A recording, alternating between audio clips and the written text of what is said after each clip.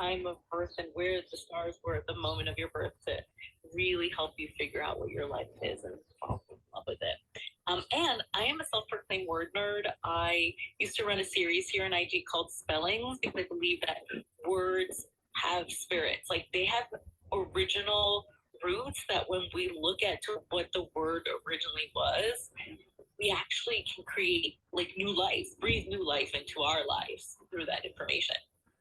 Damn, I love that. So what got you started on the word journey? So I was raised in a bilingual home, and by the time I got to middle school, everyone was saying, Spanish, you speak Spanish at home, you shouldn't take that, that's not fair. So I'm like, bet, like, no problem, I'll take another language. And I became very proficient in Italian by the time I finished high school. By the time I was in college, I took on 3 more languages. I was obsessed with words and language. Wow. So it's just been kind of like probably a part of your charts.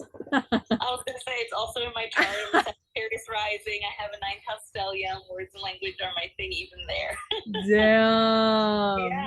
Jennifer's right. I self-studied a little bit of Mandarin. Not a lot, but I self-studied. I used to travel to China for work, so I picked up words. Like I'm just obsessed with acquiring language and understanding it. I love it. Would you say that there's like universality between languages, or like I'm just thinking like Chinese lettering versus English lettering is to my brain is so different, but I'm curious if you find a lot of like rooted commonalities. That's a great question. I would say like for example, English is a what they call an Anglo-Germanic language because it comes from that more of that German and also has more of a Latin influence, whereas the Asian languages will have developed their own way. So there's actually something called Pi, Proto-Indo-European, which is kind of like the root language or what's perceived to be part of that. And so there are, I wouldn't say, for example, I wouldn't say English and Mandarin have a root, but then I would say like you'll find a lot of like things that we say in English. Like I used to joke that fancy words in English were fancy. I mean, regular fancy words in English were regular words in Spanish, Italian, Portuguese, French because of these Latin roots. So like I remember like castigate is like a fancy word for to punish, but that's like the everyday word to punish in all the foreign languages, in the Latin languages. So it's kind of cool when some languages you actually can enhance your own vocabulary. Oh, totally. And then you just seem like a baller, which you are. So there's that. Well, cool. I am so excited for what is getting birthed through me and with you with Charged. So this is really a powerful 6-week activation where we are going to come together in a sacred and closed container to really transmute people's relationships with their body, their business, their community wounds, and then their cash flow. And you are one of the guest speakers, and so I know you have a little bit of history with the word charge, so do you mind sharing what it is that you discovered? Oh, absolutely. So charged comes from charge, which comes from Latin carus, which means literally like a car or a vehicle. And the etymology of that comes from also a different variation of carus, which means to run. So when you think of being charged, I think of like the things that make us run, the things that make us go places, the things that get us from one place to another. So there's like an energy, there's movement, there's just like this idea of a vehicle, right? Just like what helps us transport, what gets us flowing, moving, going, and on the journey. I love that the 2 words that came up was movement and running. Okay.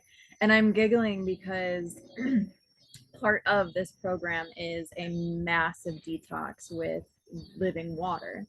And I know you have experience drinking living water, also known as electrolyzed reduced water, electric water. And one of my really dear friends who is more in like the medical world, when I first started learning about living water, she was like, it doesn't make sense. There's no such thing as water being alive or dead.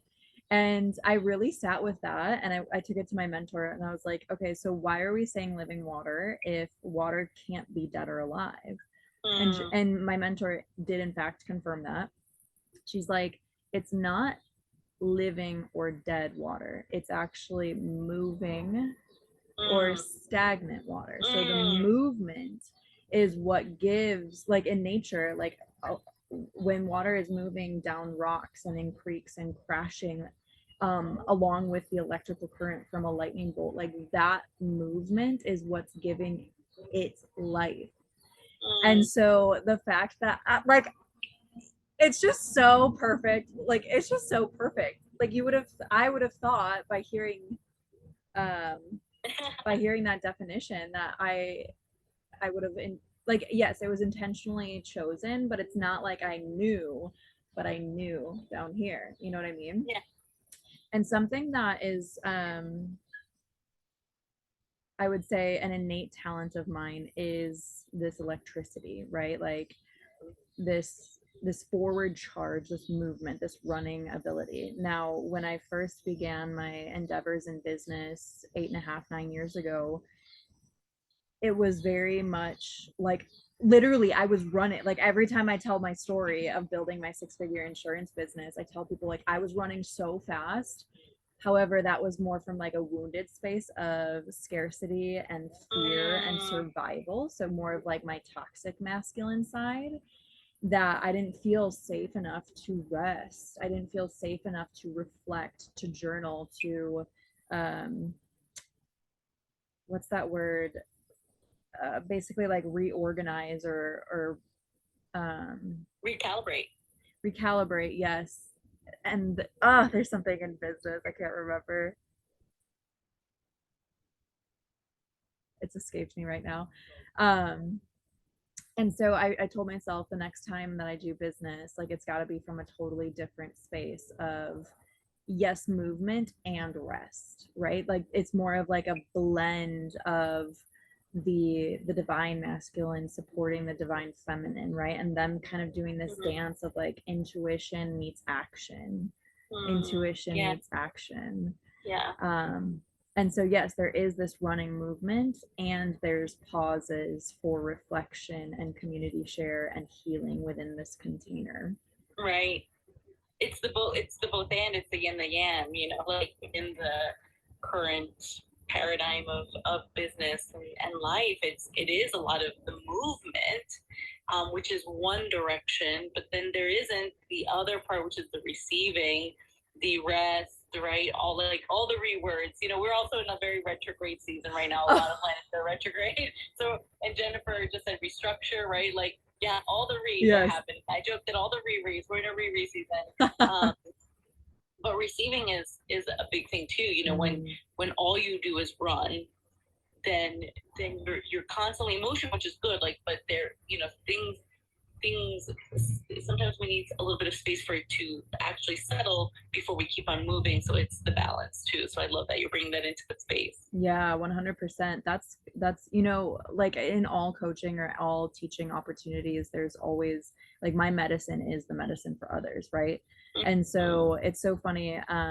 Right now we have a very intimate container for the beta launch of Charge. So I've got 2 people signed up, and oh my gosh, it's going to be so potent. And it's so funny because one of them, she came to me saying, well, you have more of the feminine side that I'm looking to integrate. And the other one, she's like, well, you have more of the masculine side that I'm looking to integrate. And it's just so powerful that like that like our work is the medicine, right, for others. So my work of like incorporating the feminine will be the medicine for participant A, but then my natural tendency of the masculine will be the medicine for participant B. You know what I mean? And it was just such an aha moment for me of like, when intention is pure, thou cannot do any wrong, and so yes, and I just want to circle back to the receiving part of it.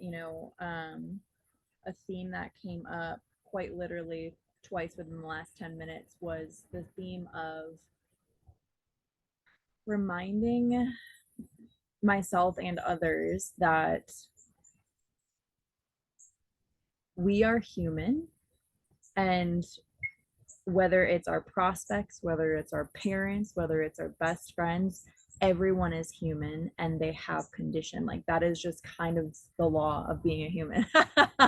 and, and if we can kind of detach from that, like it's a journey in and of itself to remember that, like, my clients, my abundance, my XYZ, it comes from the universe, and she is unconditional by nature. Yes.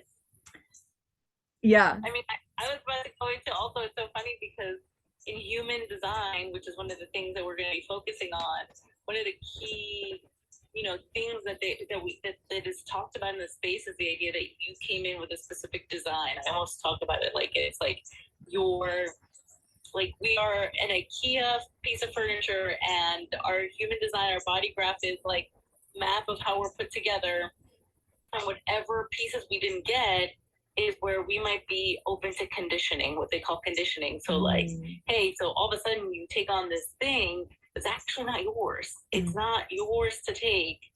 And when you start taking on all these conditions from the outside world that don't belong to you, you create this conditioning. You create this opposite of unconditional space, unconditional opportunities, unconditional love, unconditional openness to receive. And instead of just being yourself, you are operating from the conditions that were placed on you. Are you able to bring that into a little more tangible of an example? That is a great question. So I'm going to use like a personal experience, just because like that's the easiest place to go into. So in human design, I have what's called an open G center, which is like this diamond space right in the middle, where we would usually find the heart center. It's also known as the identity center. And when it's undefined, it is this sense of you did not come here to have a specific direction identity. Like you didn't come here to just be one thing. It was, you came here to explore what identity is. You came here to openly understand what direction, love, purpose is. But because of the conditioning of the world, where it's like, what are you going to be when you grow up? Right. What are you going to do? What are you going to make for money? You can't do that. Are you sure you're going to do that for the rest of your? Is that the job? And so I had, because of conditioning of the collective and having that open, I came here to explore, but the collective is telling you there's only one path to purpose. There's only one direction to success. There was a long period of time of me believing, because of the conditioning, that I was successful, I was doing things wrong, when actually by exploring different paths of direction and purpose, that's actually what I came here to experience. And so I was being conditional with my view of myself, conditional with how I approached people, opportunities, because I was like, well, this is not the direction. This is not the way. Like, this is not what they're telling me it looks like. And once I stripped that and understood that I came here to have multiple purposes, multiple identities, then I learned unconditional love, because I'm like, you do you, boo. Like, I don't have to judge you if you quit your career at 50 and decided to do something. I don't care if you spent $100,000 in med school and now you want to be a theater person. That's amazing. You figured it out. And it might have cost you a little bit more, but you didn't do it wrong. I was just gonna get into that. Yeah, this feeling of messing life up or doing it wrong. I'm sure, like, learning about your human design, which we'll tap into within Charge, the program, it's almost like it gives you permission to just breathe, right? Like it gives you permission to trial and error.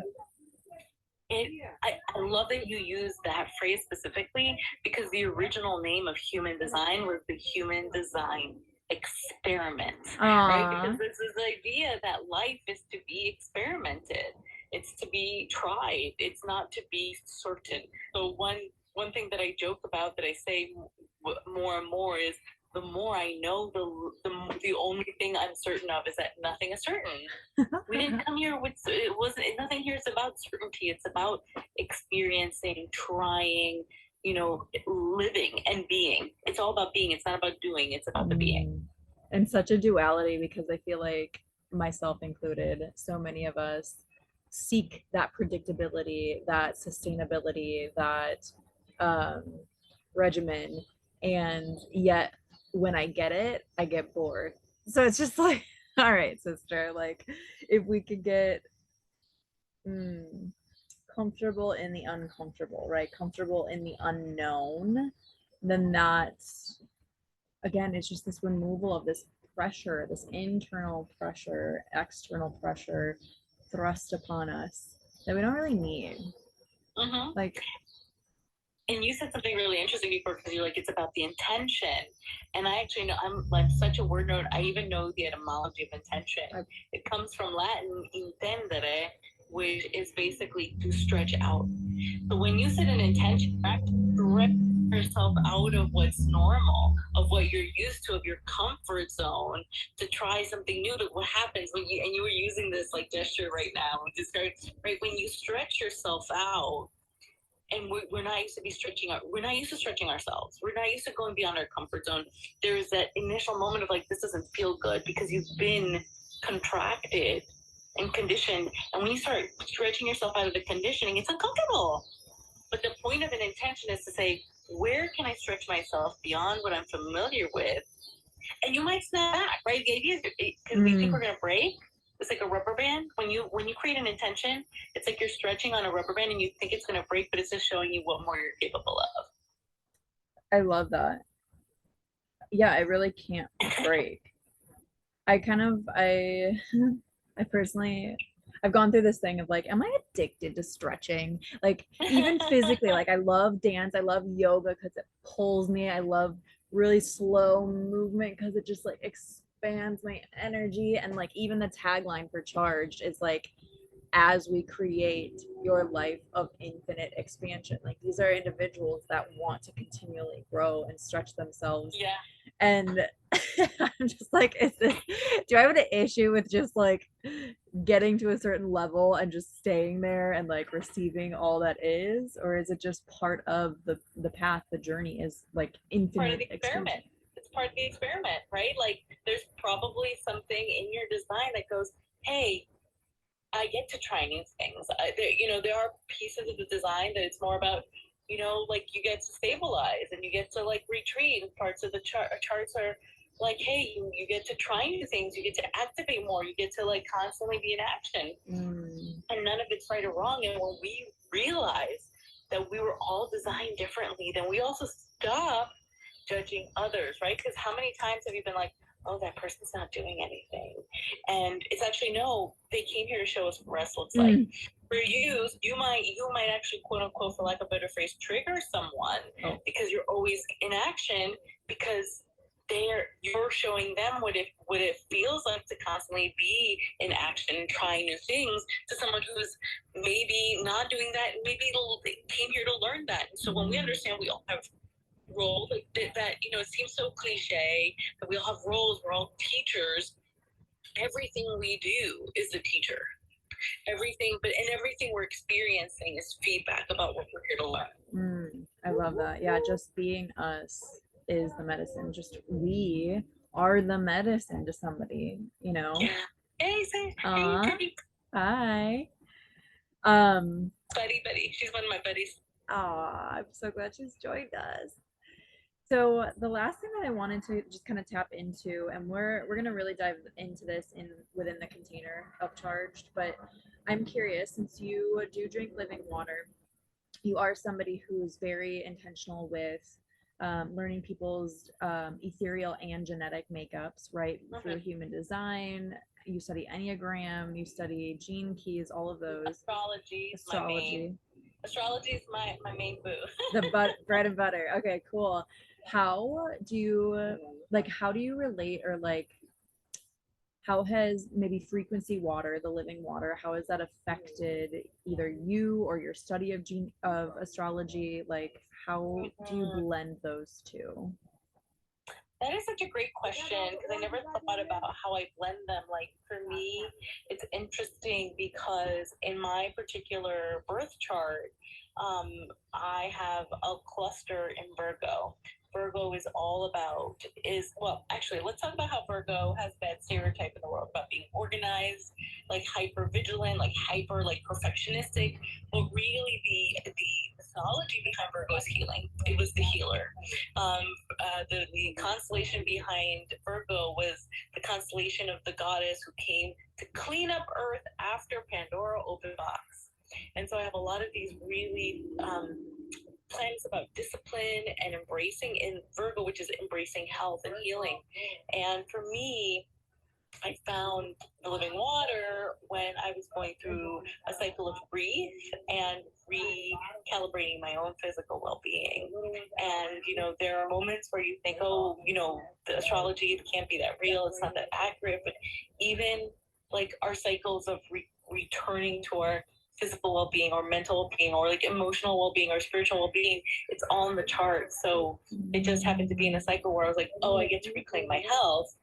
And it showed up and it appeared. And I always remember my North Node and my Saturn, where I get to be disciplined and responsible with my health. You know, things like living water remind me that that's part of what I came to embody. Oh, wow. Wow.